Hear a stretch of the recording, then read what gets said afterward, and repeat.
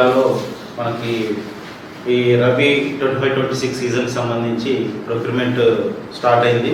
మనకు జిల్లాలో ఎక్కువగా మనకు అన్నపరెడ్డిపల్లి మండలంలో మనకి ఒక 6 పీపీసీ సెంటర్లలో దాదాపు మనకు ఒక 10-15 లారీల వరకు వచ్చింది.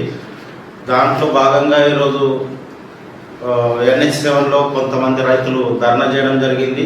ఆ విషయమై మాకు నిన్న కూడా సెంటర్స్ విజిట్కి వెళ్ళినప్పుడు డిఎండిఎస్ఓ గారు నేను కూడా వెళ్ళినప్పుడు కొన్ని సెంటర్స్ విజిట్ చేయడం జరిగింది.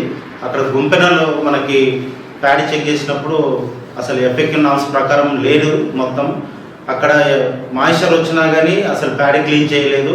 అగ్రికల్చర్ ఆఫీసర్ని అడిగినా కానీ అది క్లీన్ కావట్లేదు అన్నట్టుగా చెప్తున్నారు.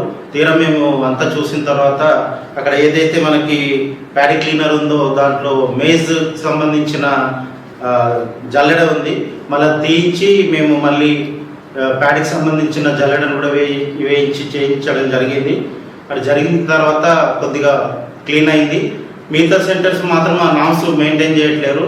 నిన్న అందరికి కూడా చెప్పడం జరిగింది. అయినా కానీ రైతులు ఏంటంటే మేమేం క్లీన్ చేయము, ఎట్లా ఉన్న ప్యాడీని అట్లా మీరు గవర్నమెంట్ కొనాలన్న ఒత్తిడి మాకు తీసుకొచ్చారు.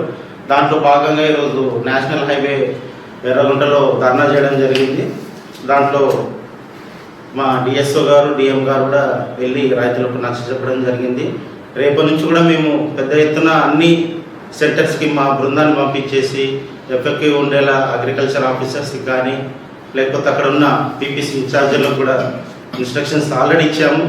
రేపటి నుంచి అదే పనిగా మేము చేస్తాము. కాబట్టి రైతులందరూ కూడా ప్యాడీని క్లీన్ చేసుకుంటేనే కూడా ఎఫెక్టివ్ లేకుండా కొనాలని చెప్పేసి ఒత్తిడి చేస్తూ ఉన్నారు. కానీ ప్రభుత్వ నిబంధనల ప్రకారం మనకి ఎఫెక్టివ్ ఉంటేనే ప్రభుత్వం కొనుగోలు చేస్తుందన్న సమాచారాన్ని కూడా మేము అందరికి కూడా చెప్పడం జరిగింది.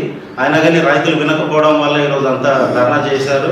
కాబట్టి రేపటి నుంచి కూడా మేము అంతా తిరిగి కంపల్సరీ ఎఫెక్టివ్ ఉండేలాగా చర్యలు తీసుకుంటాం.